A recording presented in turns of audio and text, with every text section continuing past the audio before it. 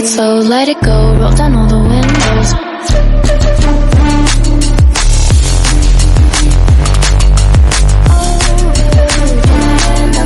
Show me yours, I'll show you mine, you don't have to pretend.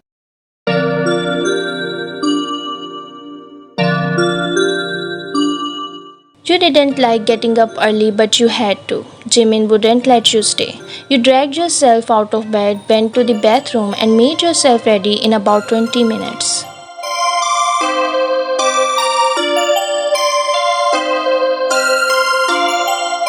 Jimin sat on the sofa with a laptop on his knees and a cell phone in hand, focused and composed.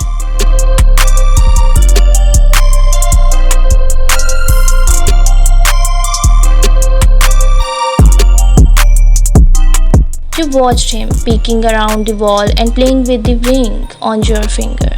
He is going to be your husband, you thought, and you'll spend the rest of your life with him. One thing was for sure, this wouldn't be an ordinary, boring life, more like a gangster movie sparkled with some love.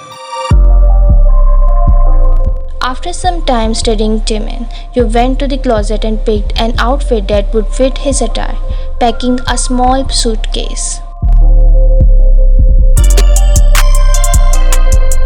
As you took the stairs down to the living room, Jimin raised his head and sent you an appraising look. You looked elegant and matched your fiancé very well.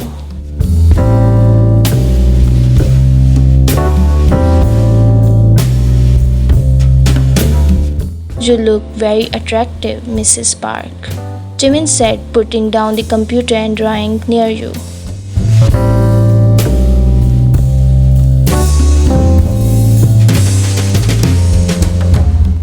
I hope those aren't hard to take off and don't crumple easily. Otherwise, you might end up looking a little less ritzy when we arrive. You smiled and returned his look.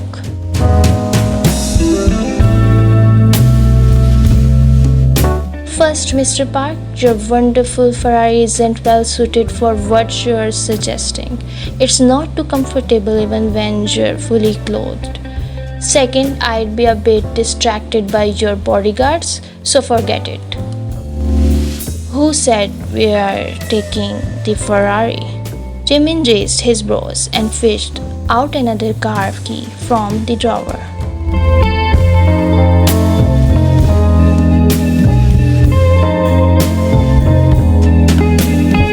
Please, he said, opening the door for you and pointing you toward it.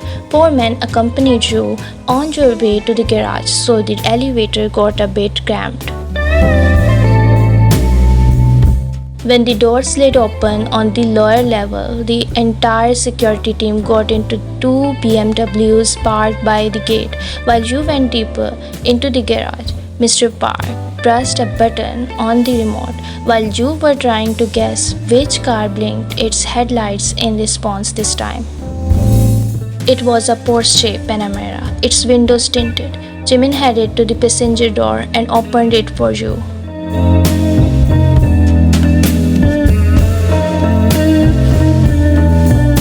As you stepped inside, you made yourself comfortable in the seat and started your journey.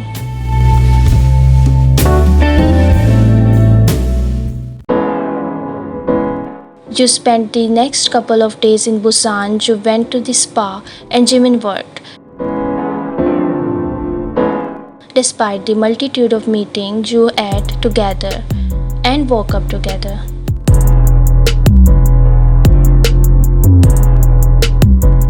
On Wednesday, as you were driving back to Seoul, your mom called.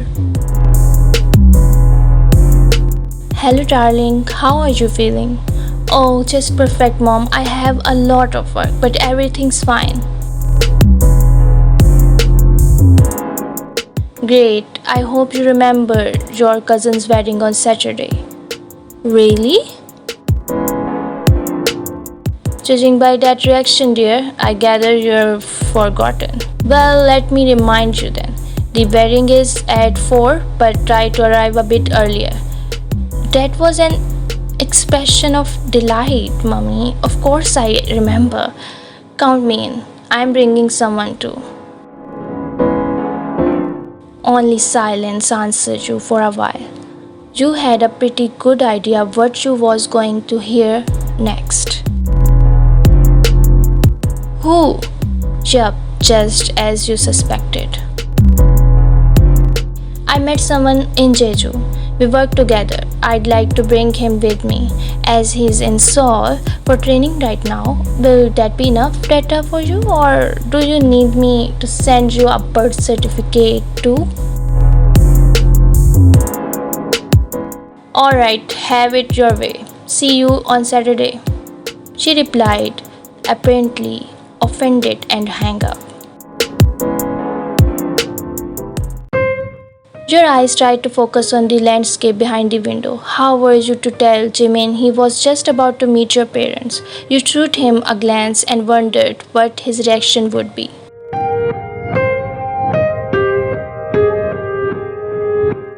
He felt your eyes on him and knew something was amiss. So he took the first ramp off the highway and parked the car, turning in his seat to face you.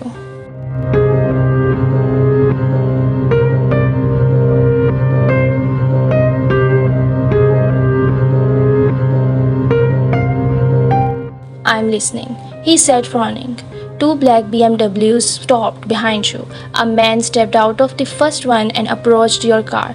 Jimin rolled the window down and waved the man away. The bodyguard turned back, stopped by his car. We need to go to my parents on Saturday.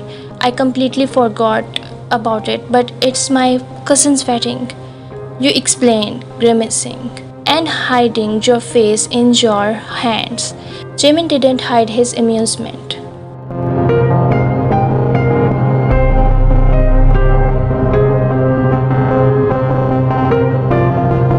So that's it. I thought something had happened. This is going to be a catastrophe. You don't know my mom. She'll pelt you with questions. Ryan, it's going to be okay, Jimin said, pulling your hands away from your face.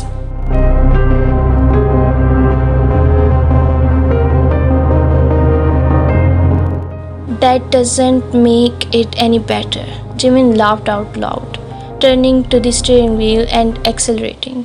It was dark when you arrived. Jimin parked the car and pulled your suitcase out of the trunk. Go upstairs, I need to talk to Namjoon, he said, and headed toward the two black cars parked on the other side of the garage. You took your bag and went to the elevator only to discover it was out of order.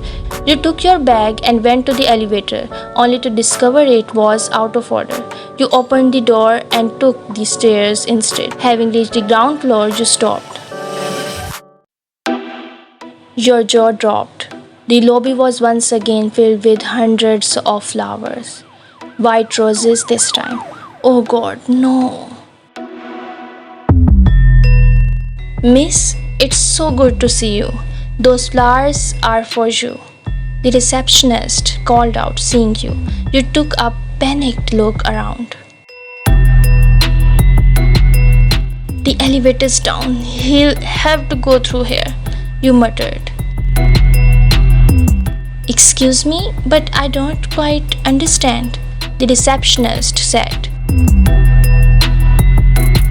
There were too many flowers to hide them quickly, and too little time to try to carry them out of the building. You snatched the little card attached to one of the bouquets. You won't give up, it said. You cried, crumpling it in your hand.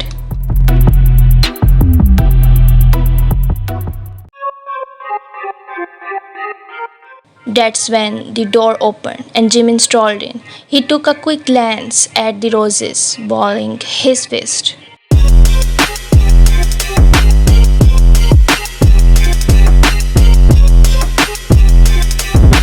Before you managed to say anything, he spun on his heel and stormed out.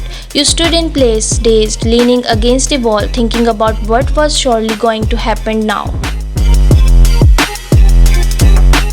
The sound of the Porsche and its screeching tires shook you out of your reverie.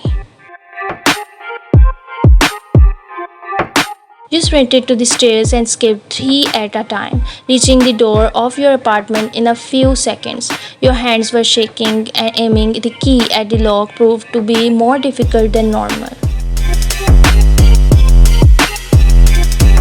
When you finally opened the door, you grabbed the key to the BMW from the table and rushed back downstairs.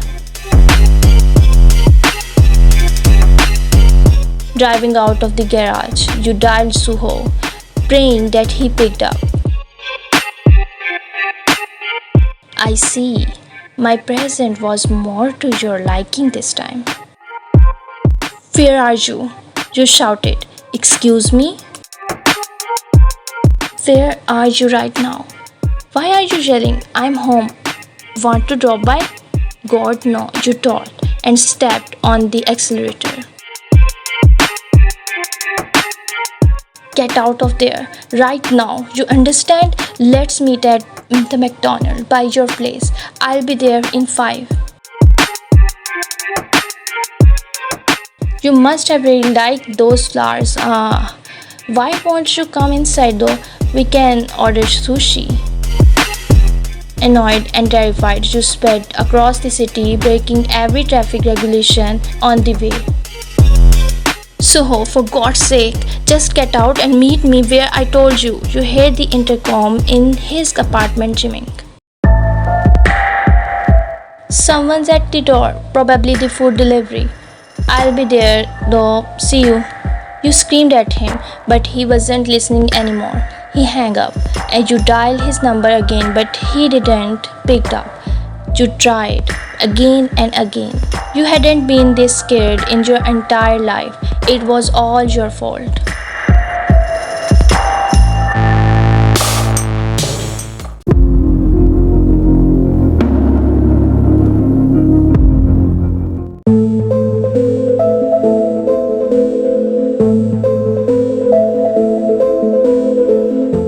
When I arrived, I left the car in the middle of the street and sprinted to Suho's apartment block. I punched in the code and rushed upstairs, grabbed the handle and swung the door open.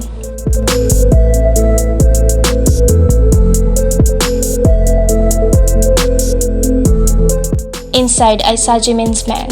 I crossed the threshold, feeling my strength abandoning me, and slid to the floor with my back to the wall.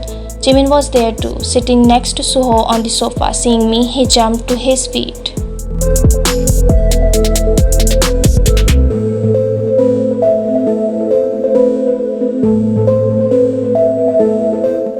The bodyguard standing closet shoved him in the chest, pushing him back to the couch. Where are your pills? I heard Jimin asking, but his voice was fading away.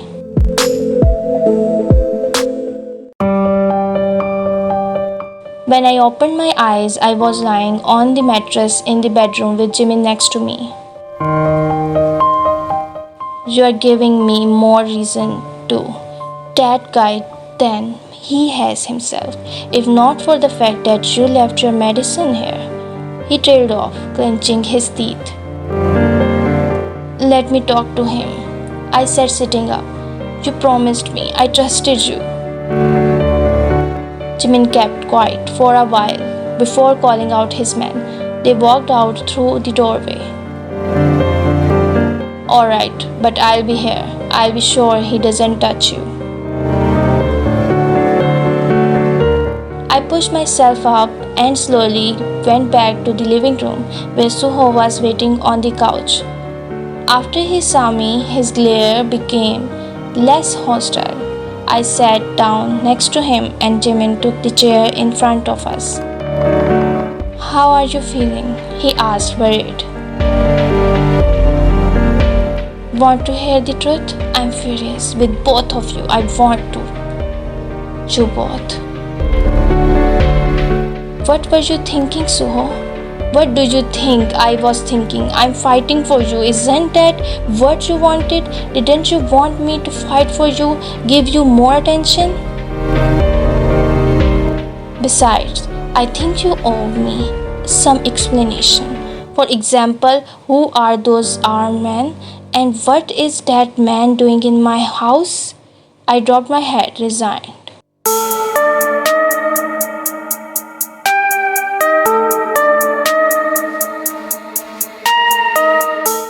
I told you it was over between us. You cheated on me, and I can never forgive that. And the man sitting in the armchair there is my future husband. I knew those words would hurt him, but it was the only way to get rid of him and ensure he lived. Suho pinned me with an angry stare, grimacing. So that's what it was all about. You wanted to get married, and I didn't propose. So you found yourself some gangster, and now you are going to be his wife? You took your man on vacation only to find yourself another. Suho's mocking, dress-saved tone rubbed Jimin the wrong way. He pulled out his gun and placed it on his knees. My fury, with the both of them, boiled over then. I'd had enough of all this. It was too much. I screamed at Suho.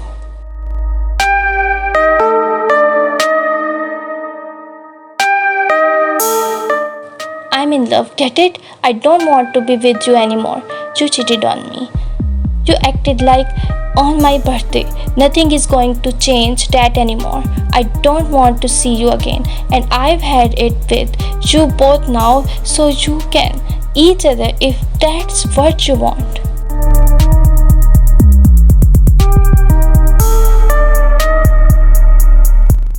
But that isn't going to change a thing I decide about my life, not either one of you. So, both of you, I screamed and stormed out. Jimin called something to the men in the corridor and they followed me. I was faster though and knew the neighborhood better. I reached my car and drove off, tires screeching, leaving them behind. I knew normally they'd start shooting, but they couldn't. My phone kept buzzing, the screen displaying unknown number. I knew it was Jimin, but talking to him was the last thing I wanted right now. So I switched the phone off. Praying she was home, I drove to IU's. I rang the doorbell and a minute later the door opened. Standing in the doorway, IU looked like she had an epic hangover.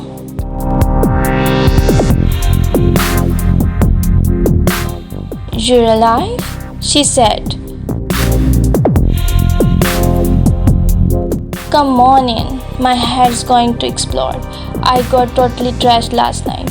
I closed the door and followed her to the living room, where she fell to the couch and wrapped herself in a thick blanket. I've parted with that blonde guy from the club since Saturday. I think the poor fell in love or something. Can't seem to stop calling me.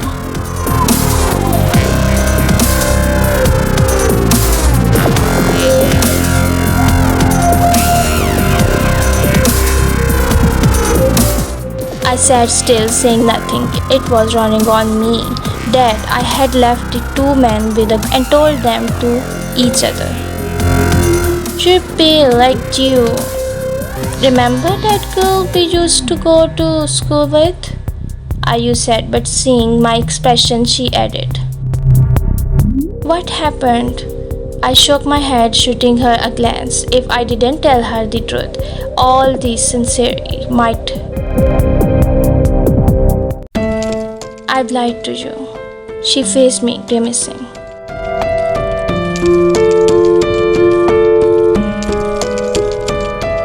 I don't live at a friend's apartment and I didn't meet just anyone in Jeju. Telling her the whole story took me the better part of 2 hours, and when I was finished, I fished out my engagement ring from a pocket and put it on my finger.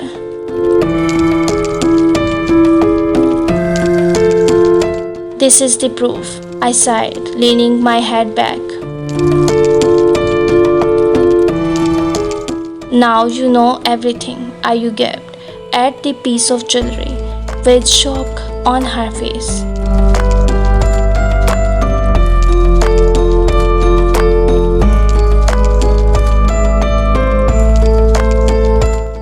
slowly.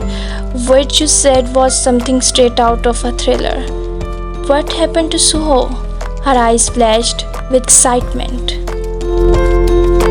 Jesus, girl, I don't even want to think about it. Why are you asking me this? We both grew silent for a while, but after a moment's hesitation, Ayu reached for her phone, dialed a number, and put the thing on speaker. We'll see. The next few seconds seemed to take ages. I knew whom she was calling. Suho picked up after 5 long rings. What do you want? He asked in a low voice. Nice to hear you too, darling. I was looking for Vian. Do you know where she is? You're not the only one looking for her. I don't know and I don't want to know. I don't want to have anything to do with her anymore. Bye.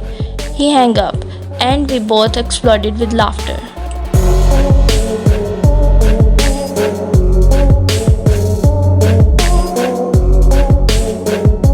He's live at least, I said, trying to stop my nervous giggling.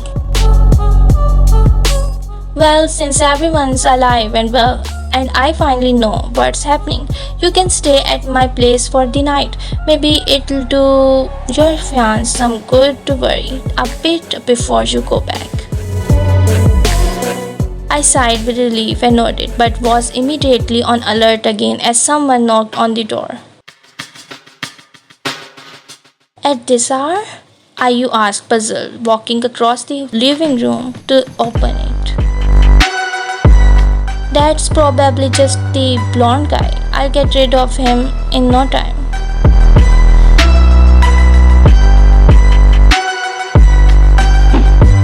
She opened the door and fell silent, taking 2 steps back, followed by Jimin. He pinged me with an icy glare, stopping in the doorway as if waiting for something. Well, this is beginning to look like a proper mess. Will you keep sitting there, making him wait, or should I leave you too? What are you doing here? I asked. And how did you find me? The car has GPS tracking in case it gets stolen. Besides, I know where your best friend lives. I haven't introduced myself, he said, turning his head to look at Ayu.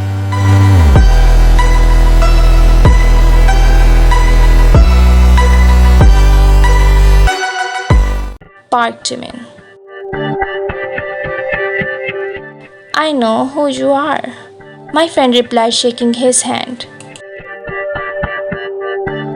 Vian told me, and the way she described you leaves no room for interpretation. So will you two just keep ogling each other, or do you want to talk? Jimin's expression grew softer and I fought off the urge to laugh. This whole situation was so just like everything else that had happened to me during the last few weeks.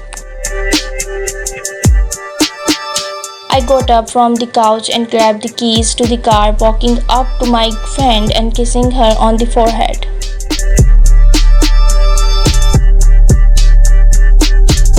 I should go now. We'll meet tomorrow at lunch, okay? Go, and his brain's out for me. He's even hotter than you said, Ayu replied.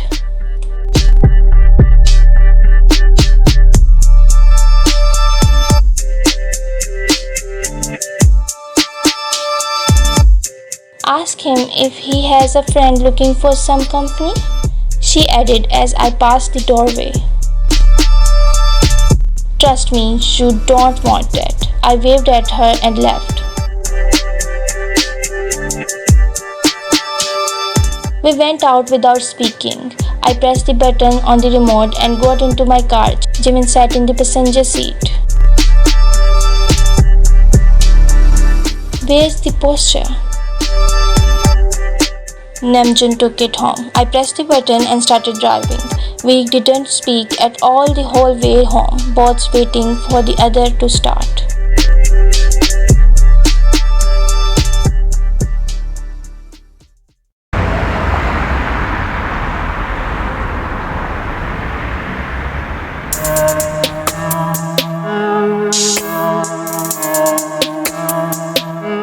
Back in your apartment, Jimin took a seat on the sofa and nervously ran his hand through his hair.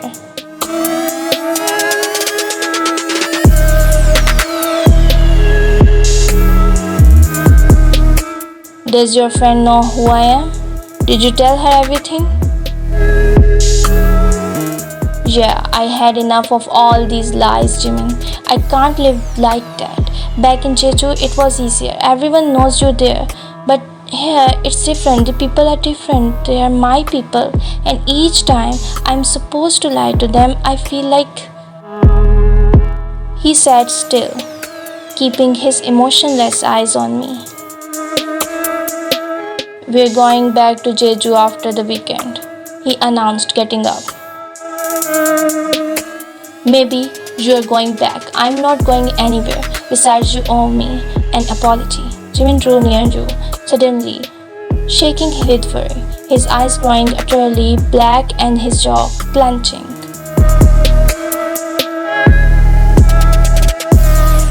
I didn't him. So you can't blame me for anything. I went there to show him who he was dealing with, to set a boundary he won't be able to cross. I know he's alive. I also know he won't be bothering me again. He told Ayu he doesn't want to have anything to do with me anymore. Jimin couldn't hide his amusement at that. He stuck his hands into his pockets and rocked on his feet.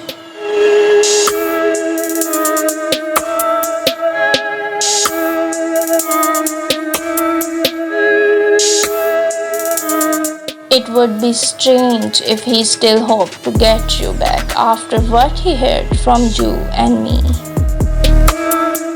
You frowned and sent him a questioning look. I didn't him. You should be grateful, he said, planting a kiss on your forehead and disappearing into the bedroom. For a moment more, you stood rooted to the spot, thinking about your conversation. Finally, you followed him. He was in the closet. You passed him on your way to the bathroom and took a shower, dreaming only of going to sleep. When you got back, he was lying in bed, wrapped in a towel, watching TV and looking absolutely comfortable, not at all like someone who had recently threatened to somebody.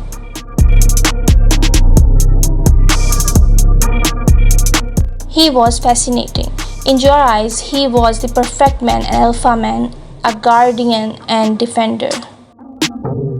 For the rest of the world, he was an unpredictable and dangerous mobster. It was strange and exciting. But would you be able to cope with that in the long run?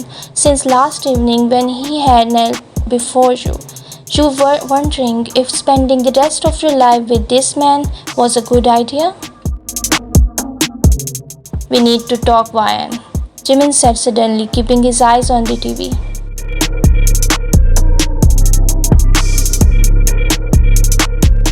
You rejected my call today and then turned your cell phone off. I'd like that to remain the first and last time. This is about your safety. If you are not in the mood to talk to me, pick up and tell me. Don't make me do things such as tracking you. You stopped in the doorway, fully prepared for an argument, but Joy's words reverberated in your head. He was right. You walked over to the bed, allowing the towel you were wrapped in to fall to the floor. He didn't even look at you. Fuming with anger, you threw yourself onto the bed, turned your back on him, and fell asleep.